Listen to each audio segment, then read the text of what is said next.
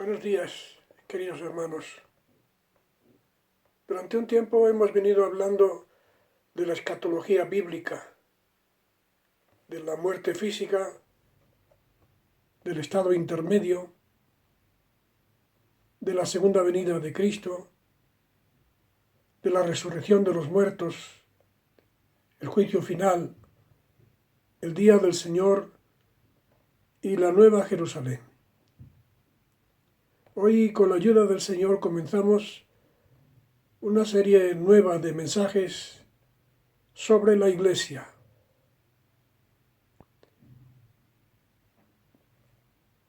¿Qué es la Iglesia? ¿A qué nos referimos cuando hablamos de la Iglesia?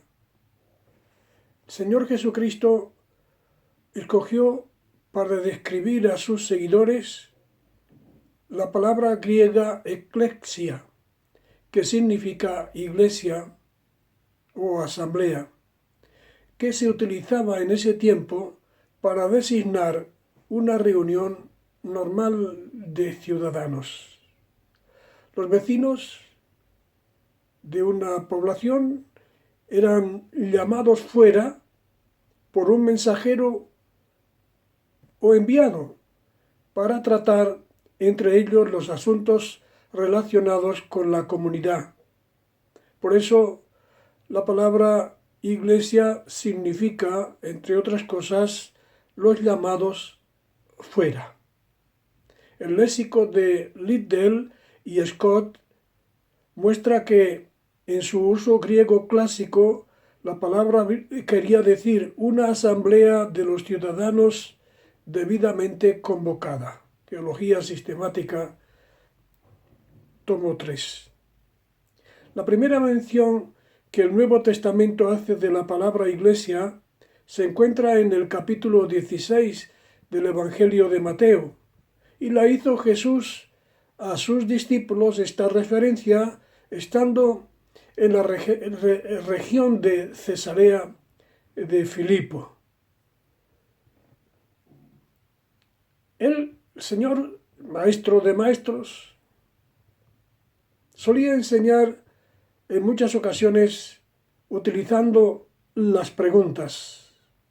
Y en esta ocasión les hizo una pregunta a los discípulos, sentido genérico. ¿Quién dicen los hombres que es el Hijo del Hombre? Mateo capítulo 16, versículo 13. Y ellos dijeron, unos Juan el Bautista, otros Elías, otros Jeremías y otros que alguno de los profetas. Y luego, definiendo la idea, haciendo una pregunta más concreta, dijo, ¿y vosotros? ¿Quién decís que soy yo? Respondiendo Simón Pedro dijo, tú eres el Cristo, el Hijo del Dios viviente. Mateo 16, 16. Y la contestación que el Señor le dio al pescador de Galilea contiene la primera referencia de la palabra iglesia en el Nuevo Testamento. Bienaventurado eres, dijo el Señor. Bienaventurado eres, Simón, hijo de Jonás, porque no te lo reveló carne ni sangre, sino mi Padre que está en los cielos. Y yo también te digo que tú eres Pedro, y sobre esta piedra, sobre esta roca, edificaré mi iglesia, y las puertas del Hades no prevalecerán contra ella. Mateo 16, 17, 18. El tiempo del verbo utilizado por Jesús para decir edificaré mi iglesia, indica que la iglesia aún no existía como tal, que aún no había sido establecida en ese tiempo, porque se refiere a su edificación utilizando el tiempo futuro del verbo. De otro modo hubiera dicho, he edificado mi iglesia o estoy edificando mi iglesia. El Señor dice literalmente, edificaré, sobre esta roca edificaré mi iglesia. Otra prueba de eso se encuentra en los escritos de Lucas. Como los hermanos saben, Lucas escribió el Evangelio que lleva su nombre y también escribió el libro de los Hechos de los Apóstoles. El Evangelio que lleva su nombre no aparece ni una sola vez la palabra iglesia. En cambio, en el libro de los Hechos, el término se menciona alrededor de 24 veces, lo que indica que en el periodo que cubre el Nuevo Testamento, el periodo de los años del ministerio de nuestro Señor, aún no se había edificado la iglesia, aún no había sido establecida. La iglesia nació el día de Pentecostés, después de la muerte y de la resurrección de nuestro Señor Jesucristo. El día que se cumplió la promesa que les hizo a los discípulos antes de su ascensión, antes de subir al cielo, cuando les dijo: «He aquí, yo enviaré la promesa de mi Padre sobre vosotros, pero quedaos vosotros en la ciudad de Jerusalén hasta que seáis investidos del poder de lo alto». Ese día descendió sobre ellos, sobre los apóstoles, sobre los creyentes que había cuando el Señor subió al cielo, descendió sobre ellos el Espíritu Santo y los llenó de su poder. Y el apóstol Pedro predicó un mensaje, predicó un sermón evangelístico poderoso, tan poderoso que tocó el corazón de miles de almas, de miles de personas, cuando le escucharon decir: «Sepa pues», llegando ya al final del mensaje, «sepa pues ciertísimamente toda la casa de Israel, que a este Jesús a quien vosotros crucificasteis, Dios le ha hecho Señor y Cristo». Fijaos bien, hermanos, fíjense bien. Les culpó ni más ni menos que de haber crucificado al Mesías, al Cristo, al Hijo de Dios. Y es cierto que Él vino para eso, que vino para morir, para ser crucificado, para ser ofrecido en sacrificio en la cruz. Pero recuerda lo que el Señor dijo a Judas: «A la verdad el Hijo del Hombre va según está escrito de Él». En Jesús, cuando murió crucificado, se cumplió lo que estaba escrito, lo que había sido anunciado y profetizado durante siglos. A la verdad el Hijo del Hombre va según está escrito de Él. Mas ay del hombre por quien el Hijo del Hombre es entregado. Bueno le fuera no haber nacido. Esto debieron entenderlo perfectamente los habitantes de Jerusalén que escucharon el mensaje del apóstol Pedro. Porque al oír esto, al oír lo que él les dijo, se compungieron de corazón, se quebrantaron de corazón, teniendo claro que un pecado tan grave tendría consecuencias tremendas. Y entonces dijeron a Pedro y a los demás apóstoles que estaban con él: «Varones hermanos, ¿qué haremos?» El mensaje del siervo de Dios, inspirado por el Espíritu Santo, trajo esperanza y consuelo a los corazones atribulados de aquellas personas cuando les dijo: «Arrepentíos». Ellos preguntan: «Varones hermanos, ¿qué haremos?» Y la respuesta del apóstol Pedro: «Arrepentíos y bautícese cada uno de vosotros en el nombre de Jesucristo para el perdón de los pecados, y recibiréis el don del Espíritu Santo. Porque para vosotros es la promesa de perdón, la promesa de reconciliación, la promesa de salvación. Para vosotros es la promesa y para vuestros hijos, y para todos los que están lejos, para cuantos el Señor nuestro Dios llamare». La respuesta del pueblo al llamado de Dios a través de su siervo fue multitudinaria, pues el mensaje de la gracia de Dios obró la conversión de miles de personas. Lo dice Hechos capítulo 2, versículos 41 y 42. Así que los que recibieron su palabra, el día que Pedro predicó su primer mensaje, muchas personas no lo escucharon, pero no lo recibieron, no lo creyeron, no se convirtieron.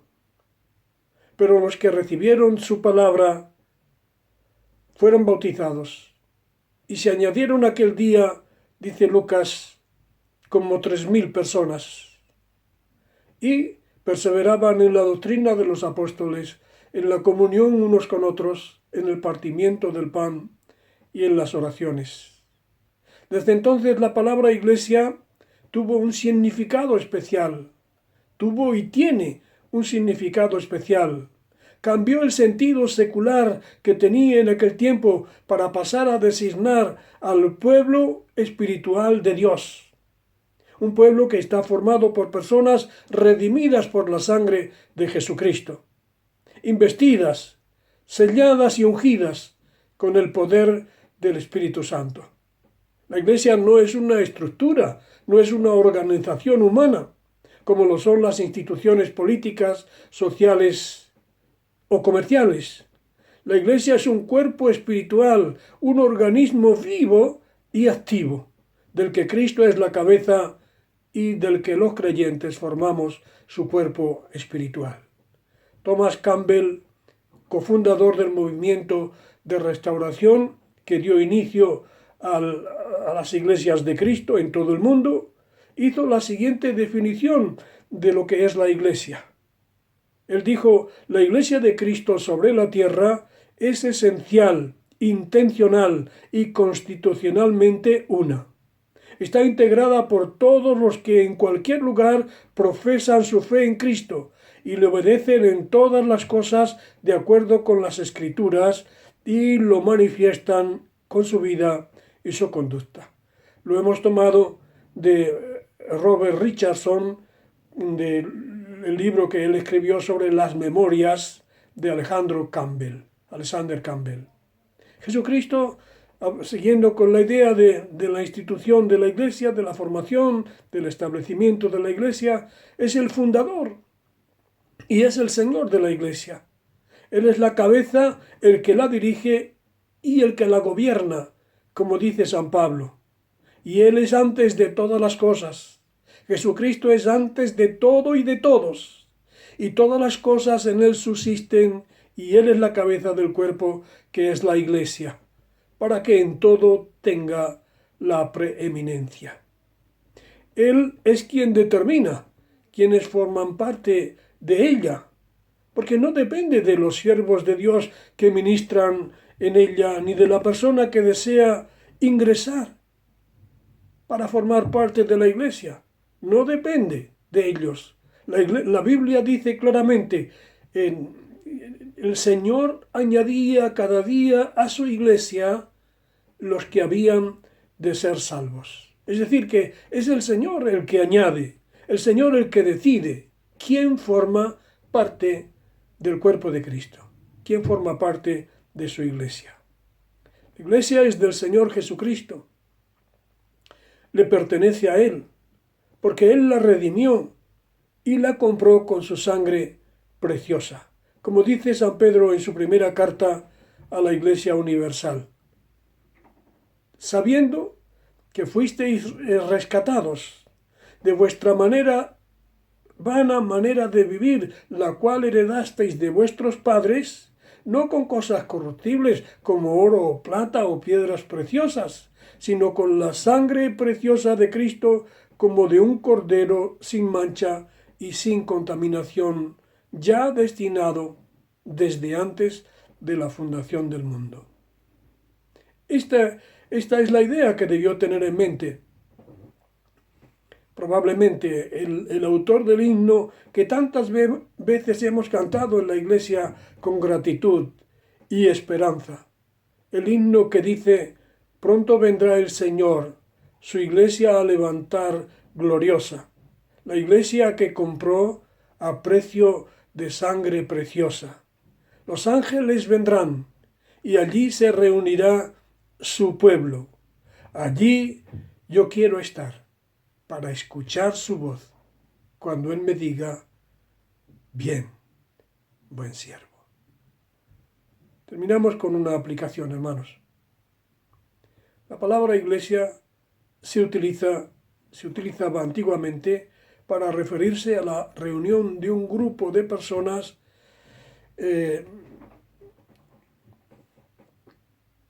un grupo de vecinos de una ciudad que eran llamados para tratar asuntos relacionados con la comunidad. El primero en mencionar la palabra iglesia en el Nuevo Testamento fue el Señor Jesucristo, y lo hizo refiriéndose a la futura edificación de lo que hoy es la iglesia.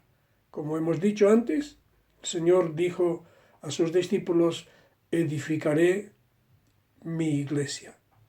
Los evangélicos discrepan sobre cuándo comenzó la iglesia, pero la mayoría de los eruditos coinciden a la hora de afirmar que la iglesia del Señor nació el primer día de Pentecostés, que se celebró después de la muerte y resurrección de nuestro Señor Jesucristo, su fundador. El Señor estableció, inauguró y fundó su iglesia ese día. Lo hizo con la venida del Espíritu Santo sobre los apóstoles y sobre los que se convirtieron por la influencia en su poder, y fueron bautizados dando testimonio de su fe. Desde entonces, el pueblo de Dios ya no está bajo la ley de Moisés, sino bajo la gracia de Jesucristo, que es el medio establecido por Dios, determinado por Dios para la salvación de los pecadores que creen en Jesucristo y se arrepienten de sus pecados. Ya su pueblo no se identifica con la señal de la circuncisión, sino con la fe en la sangre preciosa de Jesucristo que fue derramada sobre la cruz del Calvario.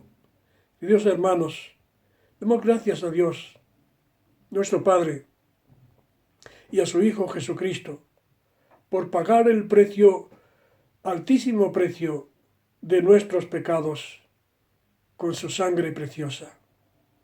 Demos gracias a Dios por habernos guiado a creer en Él, a confiar en Él, a través de la palabra, de su palabra y a través del Espíritu Santo. Y demos gracias a Dios por habernos añadido a la iglesia que es su pueblo, que fue comprado pagando un precio tan alto como fue la vida del propio fundador, del propio Salvador, de nuestro Señor Jesucristo. Dios nos ayude, queridos hermanos, para que entendamos el sentido que tiene el término iglesia, para que sepamos que formamos parte los creyentes del cuerpo de Cristo y para que vivamos en consecuencia el resto de nuestros días. Que Dios nos ayude a meditar sobre este asunto y sobre los que han de venir en los próximos meses. Dios te bendiga.